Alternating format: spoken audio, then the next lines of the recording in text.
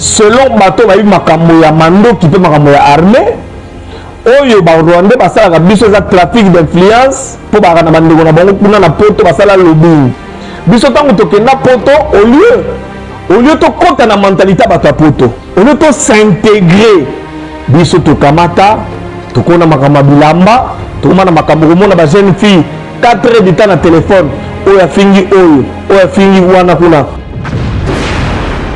Il y a un adage rwandais qui dit on attaque les faits à l'origine.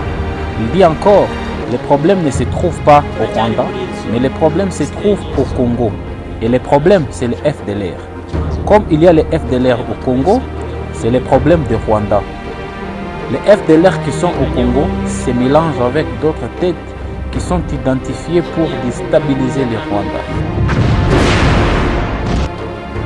Est-ce que tout ça se bat biso na Congo? Mukili monde entier va respecter biso souté likolo ya Rwanda.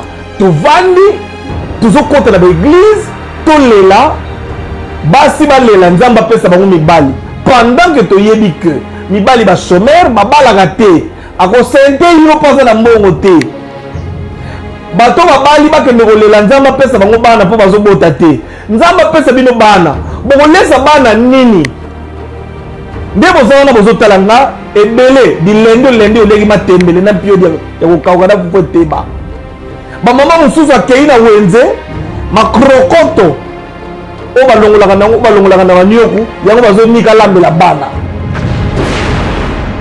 nani aye na barwandais na mboko oyo totala na en face nga na bino qui a amené le Rwandais dans ce pays lokwa bokondimanga te boyoka Jean-Pierre Bemba ya gombo n'habite Jean-Pierre Bemba banda kenda na ekuna soki batuba etonga nini alobaka sute ya Jean-Pierre zonga ko ya nzambe zongisa biso Jean-Pierre ndenga zalaka bakongo totinda bana na biso bakende kosarole na armée il faut tozala na posa ya que to délivrer mboka na biso nos enfants to inculquer bango devoir patriotique ya que elenge esengeli abundela mboka nakoka baokanga bajena na makasi obataba kanya makasi c'était venez parler avec les communicateurs biso to sala ba message ya sensibilisation pour que bajene na biso balata bolingo ya mboka bakenda kobundisa ba Rwandais.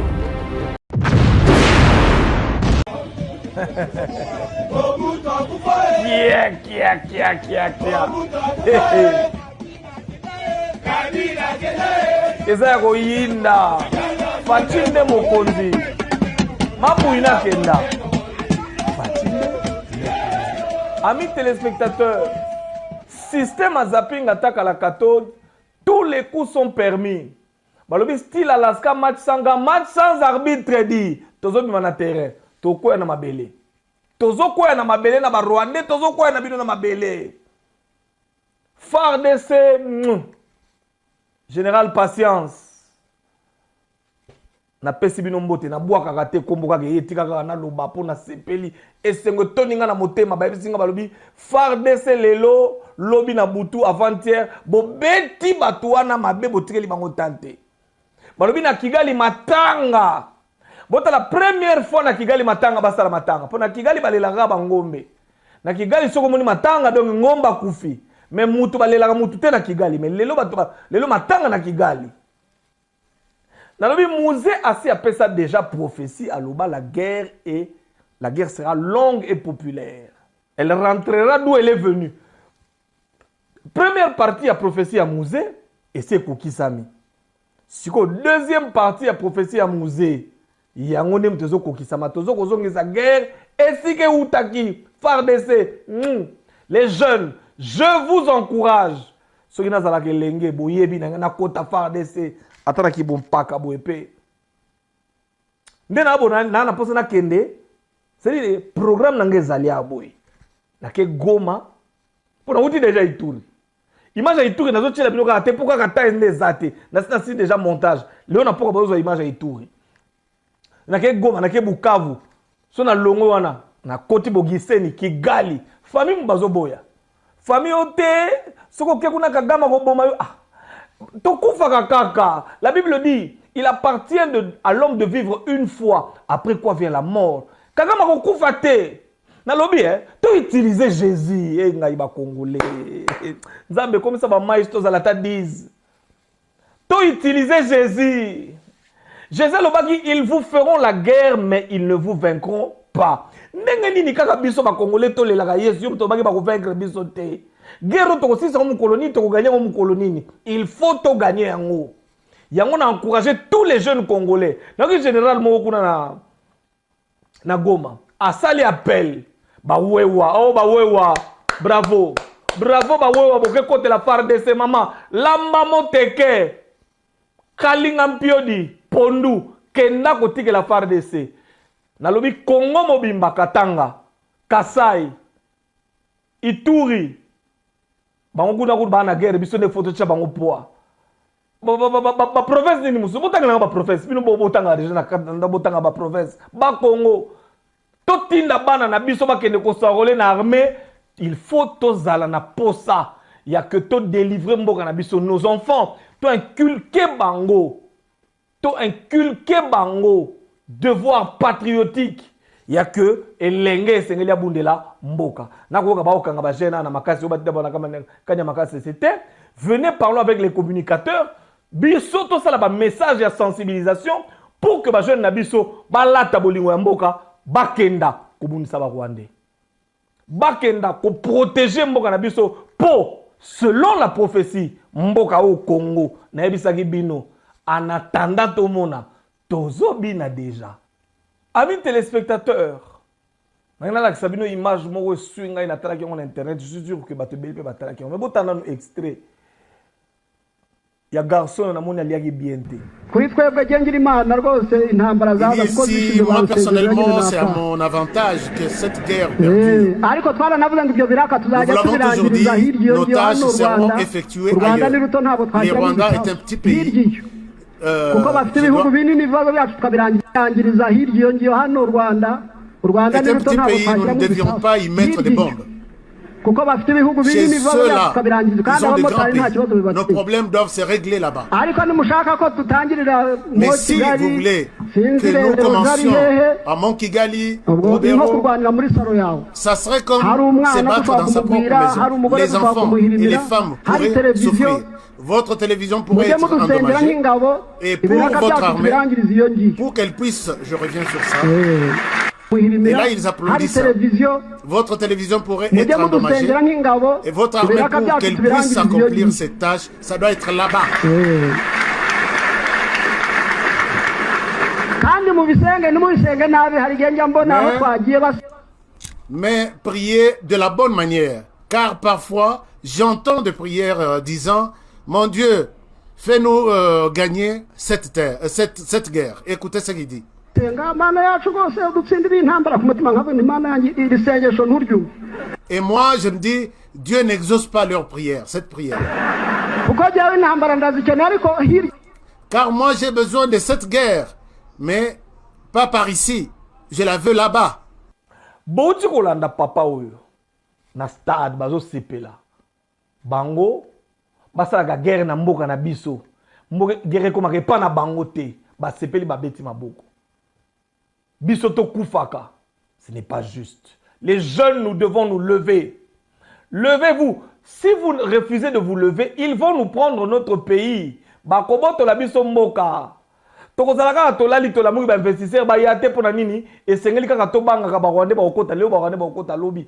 Tolamuka ba jeune ya Congo, tokende ko soutenir ba FARDC, to bundela mboka na biso. Mais je voudrais vous dire une chose, amis téléspectateurs. Pona yebi.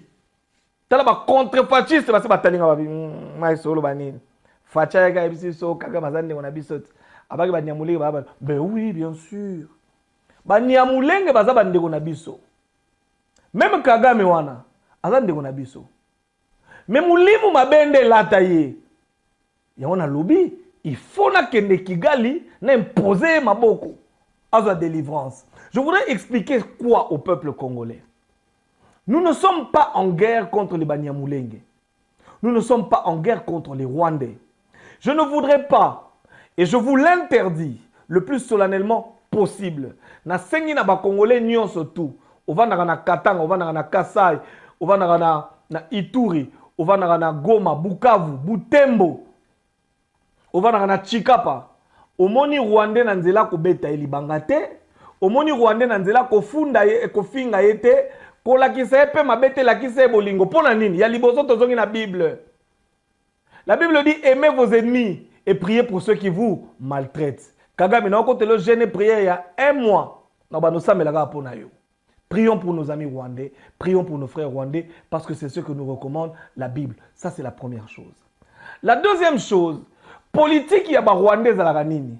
Bakoya ko bundisa biso. Bako kamata sur la place internationale lokwa baza fort na makamba lobbying. Ya ona ebisa bato ba critiquer Fachi alingi ko voyager. Boyebi na bino makambu te bovanda. Mbongo ko voyager mtezo zanga yo kende maluku. Fachi ti bomona ya voyager wana ezali tobenga na cadre moko diplomatique ko sololo.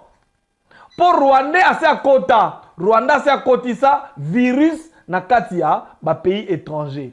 Rwanda yebisa bango nini? Que na Congo balingaka biso te, biso toza peuple muke, balingaka ba exterminer biso batuti. Yango bomoni les forces étrangères, la communauté internationale bachaka bango poids. Il faut to vider bango prétexte wana parce que nous n'avons rien contre les Rwandais. Mais nous nous battons et nous continuerons à nous battre contre l'armée rwandaise. Balingi ba balkaniser mboka na biso, balingi ba boto na biso biteni ya mboka koma ya bango. Voilà pourquoi je demande aux jeunes, levez-vous, entrez dans l'armée, allez-y, battez-vous, parce que c'est à cela que nous sommes appelés. Il y a le lot Suki Boami téléspectateurs, je dis félicitations aux forces armées congolaises, FARDC, police nationale. Napesibino merci au nom de tous les Congolais. Et je réitère encore mon appel. Tous les jeunes, aux Elenge, d'abord aux Aouanou Salagelote. Aux Agasso la Mugina Tongo carte. Soko la Mugina Tongo, au Beta Bill. Au Silisi, au Landi Fayulu, à Kosio, Bokeneko Finga Fachi. Yangote. Au moni guerre wana o ezoki na est. Bato bazo sala mingi baza na katanga. Babe o babe na français, ba commanditaire baza na katanga. Nous vous connaissons. Lelo bola la télé on a menu émission. Na ko yebisa bino tactique de guerre.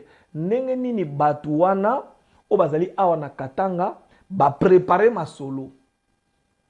Na lobi boye.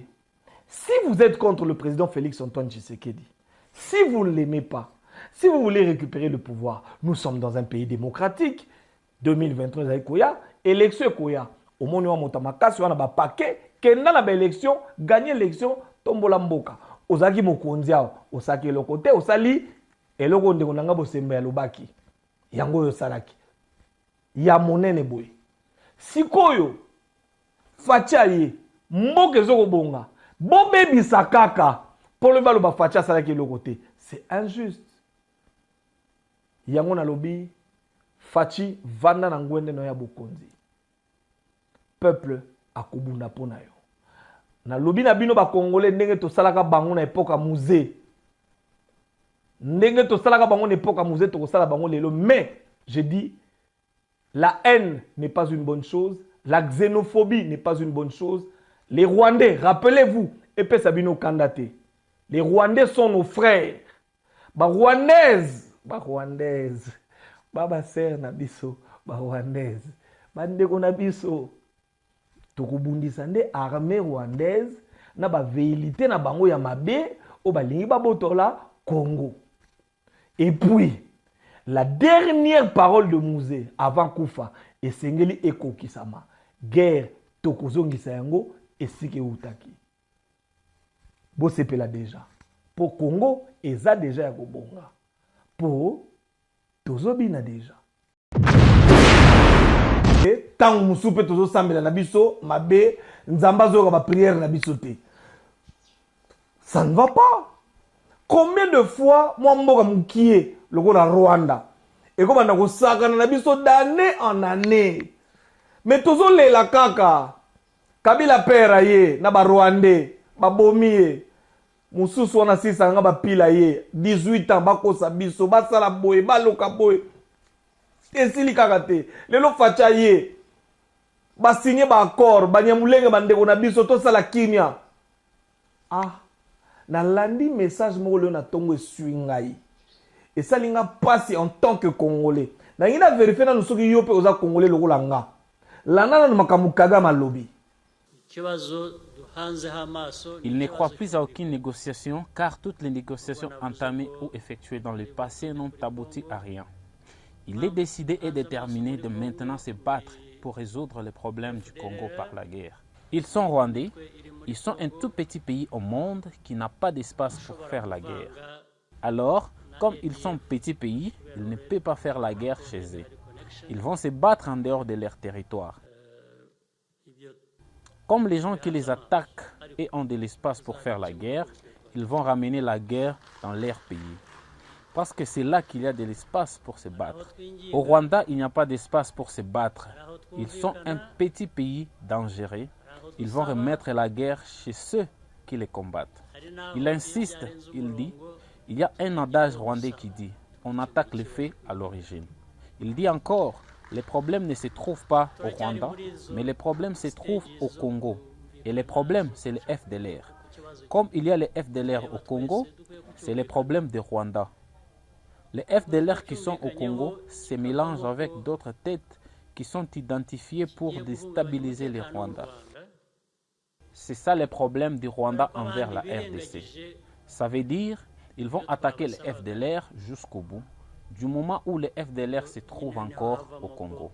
Ils attaqueront le Congo et ce sont les FDLR qui sont un problème pour les Rwandais. Et pour ça, ils sont déterminés de ne plus négocier, mais à faire la guerre. Autrement dit, ils ont aujourd'hui d'attaquer les FDLR que le Congo est en train d'héberger chez eux.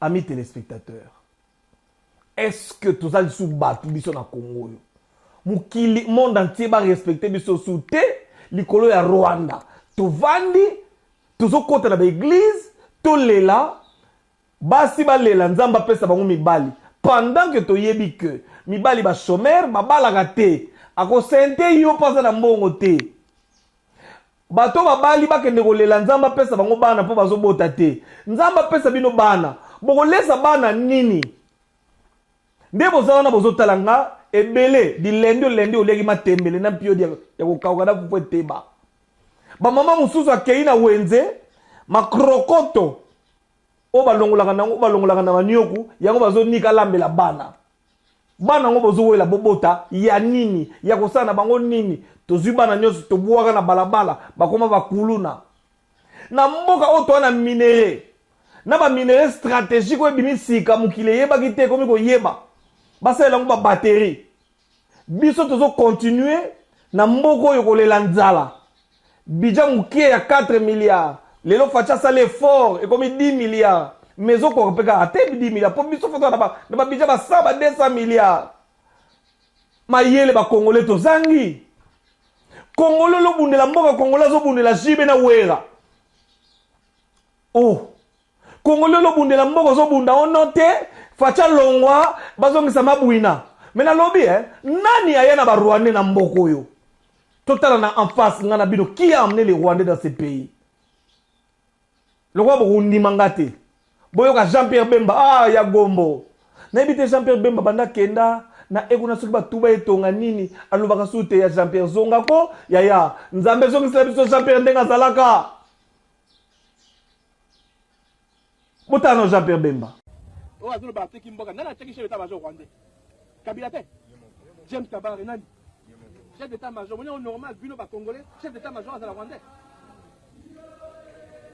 nani apesaki armée na biso na mboka barwandais nani ezali Kabila sikoyo aza kokosa ono Rwanda Uganda invasion bolingo botala mboka na biso kobotala mboka wapi baza na posa ya mboka na biso te baza na mboka na bango epe ngai nazali kongo nakoteka jamais mboka na ngai oyo Jean-Pierre Bemba oyo biso toyebaka bakelela soki mpe kotakenda na batubaka soki serenge nini toyebi te ya Jean-Pierre oza wapi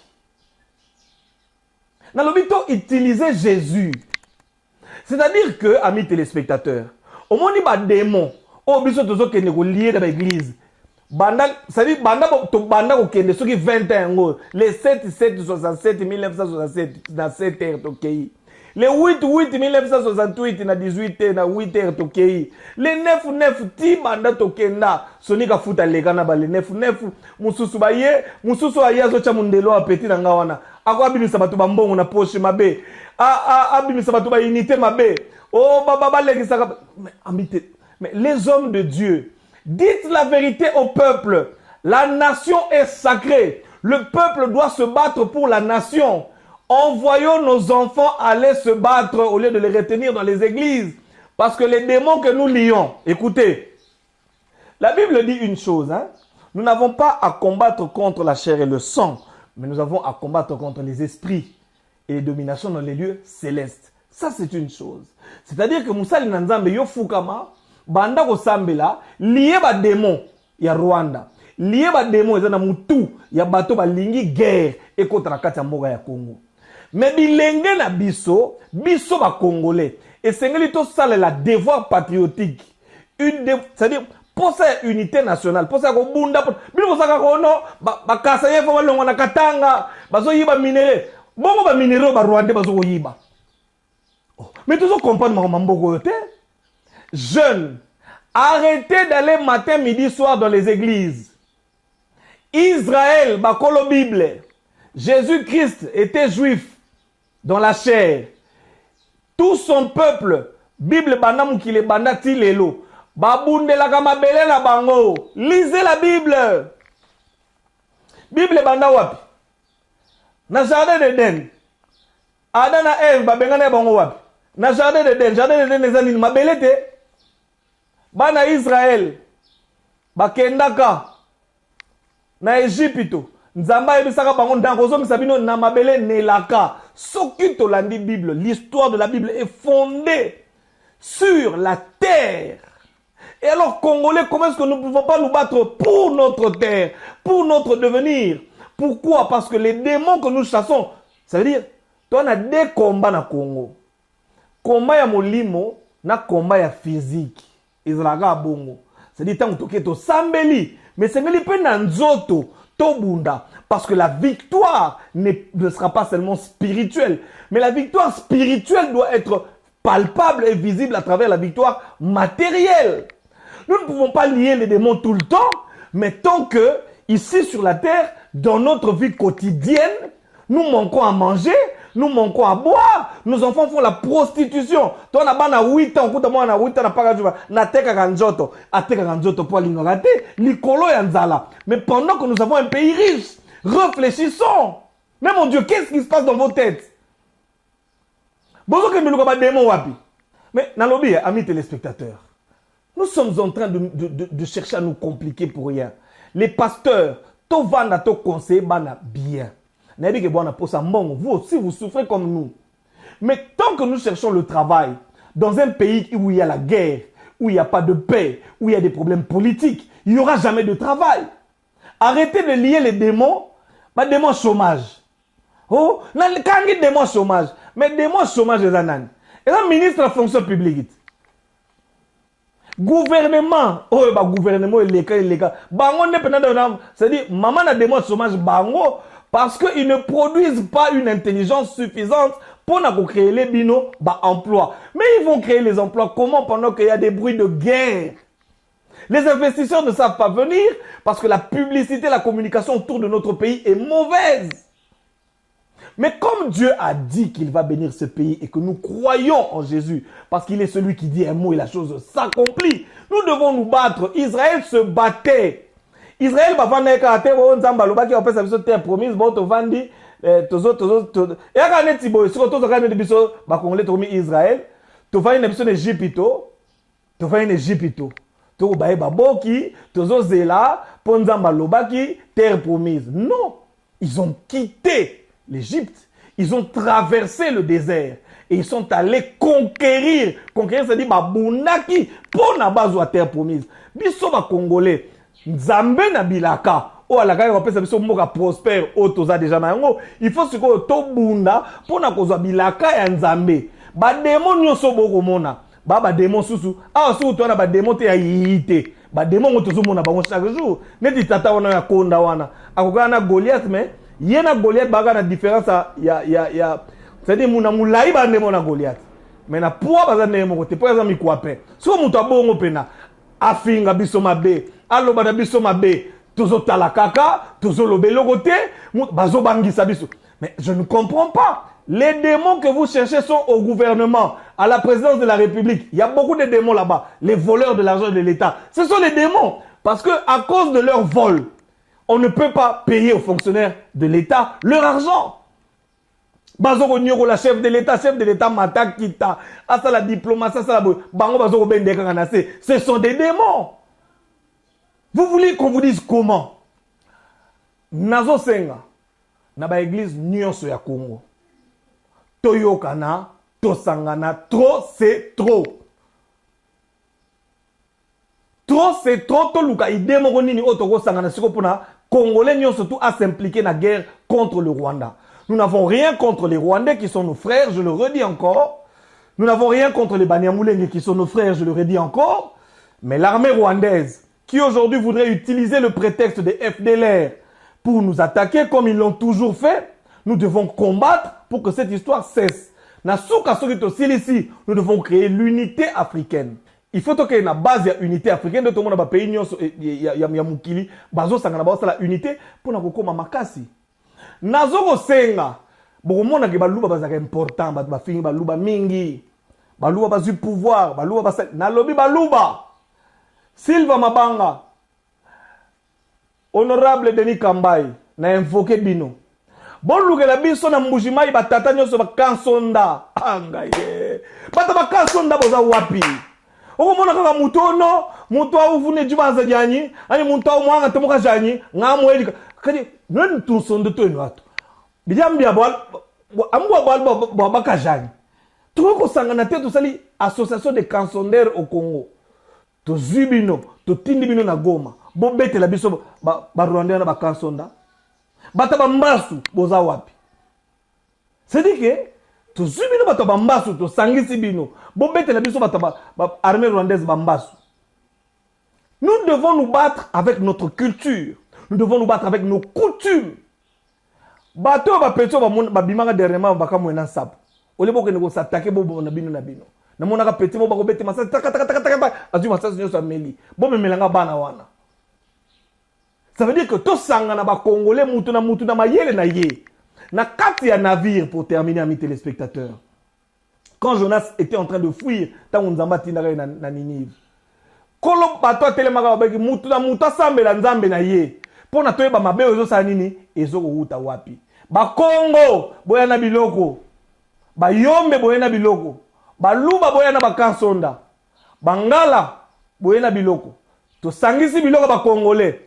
Tozuba jeune biso na sotoke nazo kende Kivu nga bomona nga kuna oh mais banga mi batela entre vous là nde tozana na mi batela tango bimi na tongo ko na mutu oyebi neni ke okozonga na kombi okoti wana de ba komi na bina Kinshasa wana et ça na ba accident qui te dit que en partant tu vas revenir. C'est Dieu qui protège parce que la Bible dit si l'Éternel ne protège la ville, tout ce qui protège en vain. Prions Dieu. Prions pour notre pays. Prions pour notre président. J'allais dire prions pour nos autorités. Oui, tout ça, mais la bangope. Prions aussi pour les Rwandais. Parce que la Bible dit, Motazo Saloma B, Sambelele Malamu, Lingele Malamu, Pesa Bolingo. Et ça, le coup, la makala ya Motozo Tchana Moutunaye. Mais, battons-nous pour notre pays. J'avais dit que la parole de Mouzé est une prophétie. Que cette guerre sera longue. Elle sera populaire. Et aujourd'hui, je l'ai dit il y a 2 jours, que la prophétie de Mouzé va s'accomplir dans sa finalité. Parce que la prophétie de Mouzé disait en son temps, Nasuka Nayango, la guerre retournera d'où elle est venue. Alors, chers Congolais, je ne comprends pas pourquoi, Tozo Banga. Tokomiko Banga, Rwandais. Tokomiko Banga, Kagame. Kagame a menacé. Kagame a dit. Première chose, je voudrais dire ceci. Beaucoup de Banyamulenge m'ont appelé. Quand je dis beaucoup, j'exagère un peu.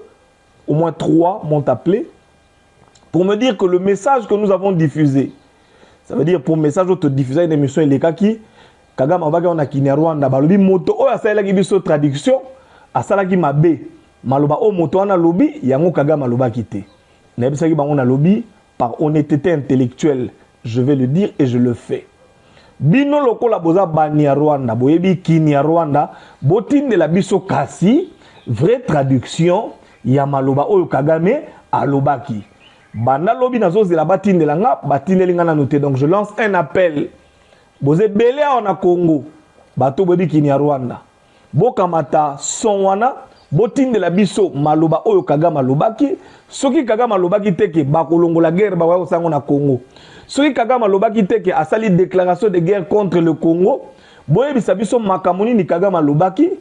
Parce que je voudrais le répéter par honnêteté intellectuelle, je ne connais pas le Kinyarwanda, je ne sais pas ce qu'il a dit, je me suis fié à mon traducteur. Donc, si mon traducteur a tort, ou si ce qu'il a dit n'est pas vrai, je vous prie de me faire la traduction et de me l'envoyer. Et je le dis, je viendrai le dire à la télévision. Ça, c'est une chose. Congolais, n'ayons pas peur. Nous sommes parmi les meilleures armées de l'Afrique. Je viens de suivre le général qui a parlé aujourd'hui, je voudrais dire, je pense hier, sur la RTNC, la 8e. Ce sont les institutions internationales qui ont fait cette évaluation. Nous avons l'une des meilleures armées d'Afrique. Donc, Congolais, Totika Kobanga, selon Bato Babi Makamoya Mando, qui peut Makamoya armée, Oyo ba Rwandais basala biso za trafic d'influence pour ba na bandeko na bango kuna na poto basala lobbying. Biso tango tokenda poto au lieu to kota na mentalité bato poto, au lieu to s'intégrer biso to kamata to kona makama bilamba to koma na makambo komona ba jeune fille 4 heures de temps na téléphone oya fingi wana kuna oh non mikolo eza lisola nani oya soki mobali oyo makambo biso tokenda kosala na poto pendant que ba Rwandais banyamulenge. Je suis allé une fois en Belgique, j'ai vu la communauté rwandaise de Belgique, une communauté très organisée, des gens qui cotisent, des gens qui font des choses intéressantes, des gens qui cherchent le rapprochement avec les autorités belges. En tout cas, pour na intérêt amour na bango. Mais nous, qui sont les Congolais aujourd'hui qui sont intégrés? Bazali, effectivement, na Bamboka et Belé, mais qui sont les Congolais aujourd'hui les plus écoutés? Binomoko boyebi, batuni ni bolandaka na internet, ba message ni bolandaka, message à distraction. Bana na biso o bakoli awa. Bana na biso bakokisi lelo 17 ans, 18 ans, 20 ans. Bana na biso lelo bakokisi 25 ans. Bakoli na mentalité ya ba Rwandais. Et vous le savez. Tango tozo kola biso na époque Mobutu, toyebaka ba yanke. Toyebaka ba nzembo, ba embela biso ba époque ba bingema. Bato wana bazalaka ba kokotelo na ndaku ba yibio. Après toyo koma na ba chege période de Papa Wemba, chance eloko pamba. Makambo ko yiba, makambo ya chance eloko pamba, ça veut dire moto alingi ko sala te, alingi matolo, malingi za na vie bien. Kumvuata yangolo soki makambo nini bino ba ministère bokotela biso awa. Bakulu na o ba yelelo. O ba komi ko papa bato ba maseti, mais ce sont des méthodes rwandaises. Yabana oyo bayaka na musée, o to bengaka ba kadogo, to sangisa bango na bana na biso, bayekola makambo ko papa na ba maseti. Bana o to zala bango lelo, bayekoli culture oyo ya biso te. Makambo ebele lelo oyo to développer na kati ya société congolaise, c'est un piège que les ennemis du Congo ont préparé dans notre jeunesse. Nous avons des enfants qui ne respectent pas leurs parents. Vous pensez que ça vient d'où? Même dans la presse, je compatis, mais ce sont des méthodes rwandaises qui consistent à ce que moi, dans la musique, la polémique, mais amis téléspectateurs, disons-nous-le en face. Le wenge, c'est quoi? C'est un phénomène social négatif qui a emmené beaucoup d'antivaleurs dans la population. Pourquoi nous n'osons pas nous dire la vérité? Pourquoi les divisions, le sectarisme? Oh non,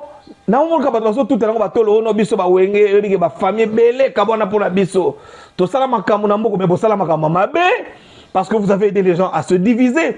Et les Rwandais ont profité de ça. Wenge va se diviser dans la période nini. Mais calculez.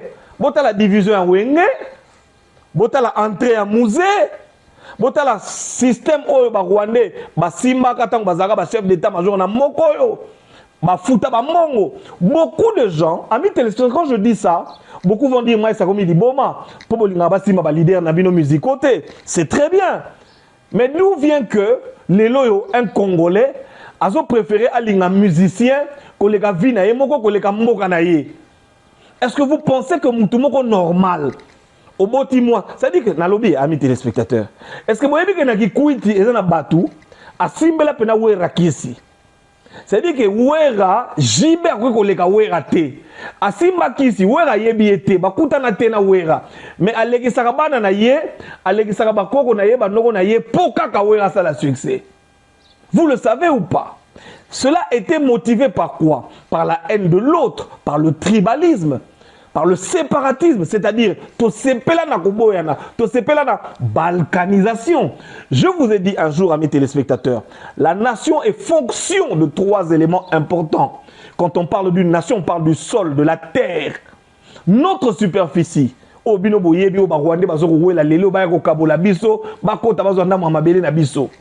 Le deuxième élément dans une nation, c'est sa population, les gens, les hommes, miso bateau. Mobutu s'est battu pour l'unité nationale. C'est-à-dire que Ngai, Naza Kasai, Nagoyeko Kenen Équateur, Nakovanda bien, Naza na Zaïre. Ngai, Naza moto ya Ozaïre, Nakolongwa, Nakoya na Shaba, Nakofanda Naza na Zaïre. L'unité nationale. Tatabo Moko. Mais bato obaye, ba biso mentalité nini, Yako Kabwana. Et ba kotele yango à travers la musique. Poussa à travers la presse. Allez à Kingakati, vous allez voir tous les journalistes sont là-bas qui n'ont pas les 31. Mais vous pensez que tant c'est pour quelle raison? C'est pour quelle finalité? Aujourd'hui, nous sommes là tous pendant que la nation est en danger, pendant que nous sommes menacés. Mais tu vas voir à la télévision des gens passer, critiquer le chef de l'État en pensant qu'ils sont en train de se battre pour son pays. Non, on ne se bat pas pour son pays quand on insulte son chef de l'État. Le chef de l'État est une institution respectable qui doit être respectée. Et je vous ai dit, amis téléspectateurs, awa, c'est-à-dire au fingi chef, namoni ba soso mikie ba bime bele na Kinshasa, nazoye la binokuna. Nous devons pour l'instant. Je ne dis pas qu'on ne peut pas critiquer le chef de l'État. C'est un devoir démocratique dans un État de critiquer ce qui est critiquable, de critiquer ce qui est mal.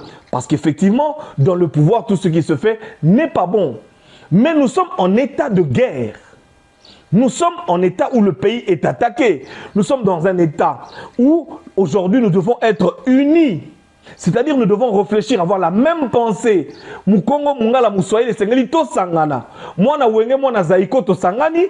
Kofina waze kwa to kabola mayele biso nyonso. To yeba ndenge ni to yiko bunda pour que to libérer mboka na biso. Après to kosoa na to linga kosoa na trop. Mais regardez sur Internet, qu'est-ce qu'on ne voit pas, chers Congolais? Nous avons, amis téléspectateurs, c'est vrai, le droit de critiquer le gouvernement, je le répète, mais pour l'instant, taisons-nous. Soyons unis. Namoni ba programme ezo salama ebele. Ngana benga vie na ngazaka ba baso. Na bengi na bivie. Eza ndenge nini? Est-ce que toko beta featuring te? Nati Lokole, Marius Munga, Yves Abdallah. Je les ai appelés. Est-ce que nous ne pouvons pas faire un featuring? Toyokana.